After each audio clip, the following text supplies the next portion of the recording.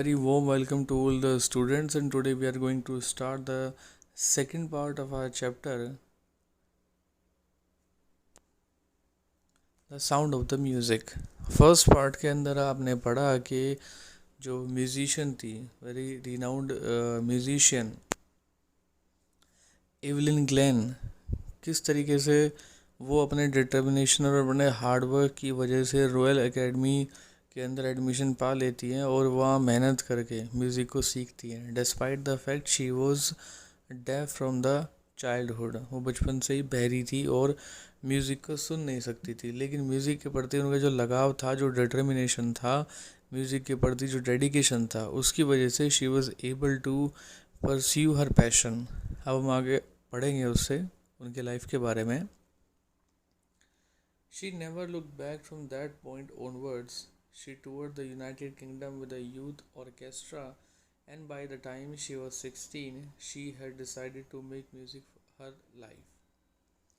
उसके बाद उन्होंने पीछे मुड़कर नहीं देखा। उन्होंने यूनाइटेड किंगडम का दौरा किया और यूथ जो ऑर्केस्ट्रा था, पूरा बैंड था, उसके साथ पूरे यूनाइटेड किंगडम का उन्होंने दौरा किया और उस टाइम तक वो 16 साल की हो चुकी थी और उन्होंने ये सोच लिया था कि अब ज़िंदगी जो है वो म्यूज़िक के लिए डेडिकेट कर देंगी। She audition for the royal academy of music and scored one of the highest marks in the history of the academy. Royal academy of music के लिए उन्होंने ऑडिशन दिया और एकेडमी के इतिहास का सबसे ज़्यादा स्कोर उन्होंने किया। She gradually moved from orchestral work to solo performances, और धीमे धीमे ऑर्केस्ट्रल वर्क को छोड़ करके सोलो परफॉर्मेंसेस देने शुरू कर दिया। Solo means singular. At the end of her 3-year course she had captured most of the top awards. 3 साल के अपने इस कोर्स में ख़त्म होने के बाद जितने भी जो टॉप के अवार्ड थे वो सारे उन्होंने हासिल किए। And for all this Evelyn won't accept any hint of heroic achievement. और इन सब के बावजूद भी एवलिन कोई ऐसा नहीं मानती थी कि उन्होंने कोई हेरोइक अचीवमेंट की है। वो कहती थी कि if you work hard and know where you are going you will get there, and she got right to the top, the world's most sought after multi-percussionist with a mastery of some 1,000 instruments and hectic international schedule. वो कहती थी कि अगर आप मेहनत करते हैं और आपको पता है कि आपको कहाँ जाना है तो आप वहाँ पहुँच जाते हैं।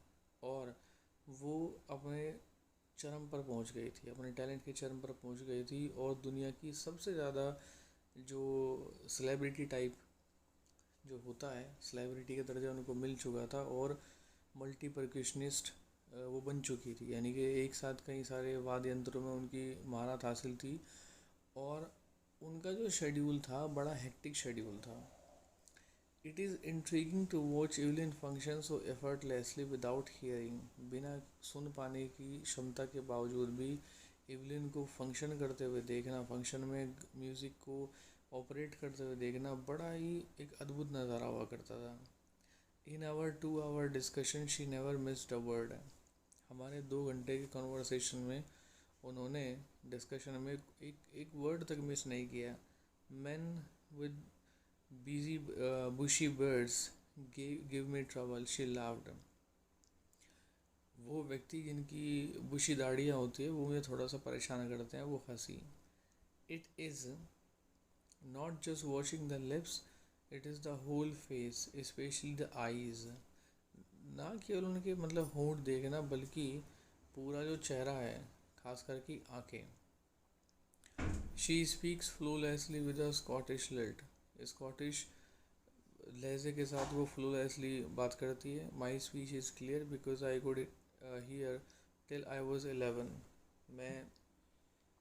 मेरी स्पीच इसलिए क्लियर है क्योंकि मैं जब 7 साल की थी तो तब मैं बोल सकती थी, वो कहती हैं। But that does not explain how she manage to learn French and master basic Japanese. लेकिन ये इस चीज़ से एक्सप्लेन नहीं होता है कि उन्होंने फ्रेंच को सीखना और थोड़ी बहुत जो बेसिक जापानीज़ है उसको उन्होंने मास्टर किया, वो कैसे मैनेज किया।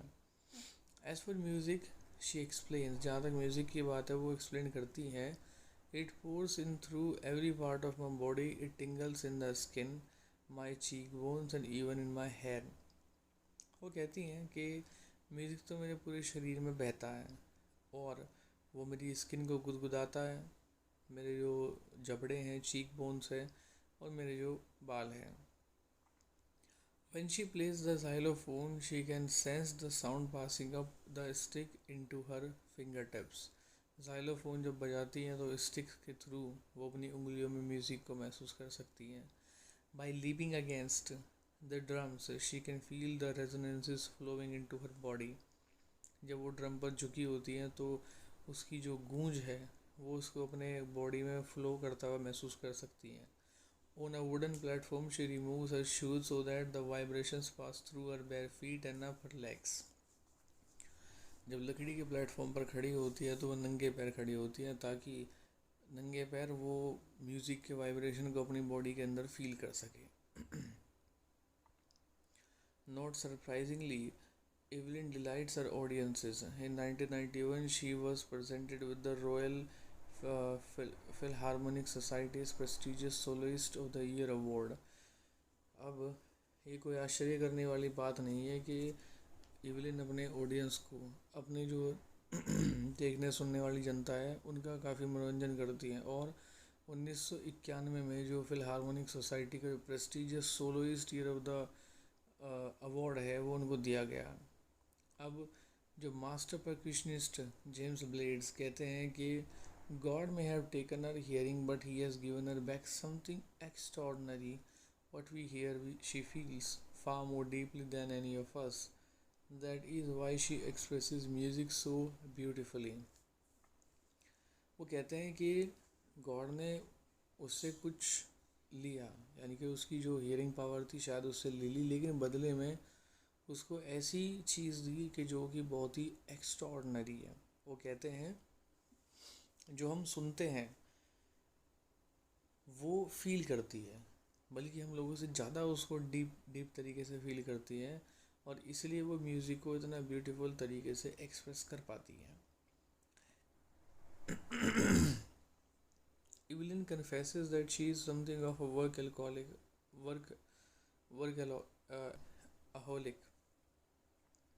I have just got to work often harder than classical musicians, but the rewards are enormous. Apart from the regular concerts, Evelyn also gives free concerts in prisons and hospitals.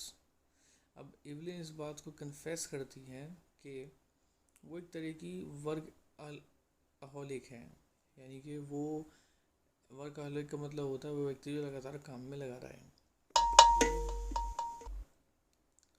जो लगातार काम के अंदर लगा रहे। वो कहती हैं कि I have just get to work, मुझे अब जिस काम पर जाना है और मुझे दूसरे लोगों से ज़्यादा काम मुझे करना पड़ता है, और उसके जो रिवॉर्ड्स हैं वो भी बहुत ज़्यादा अच्छे होते हैं।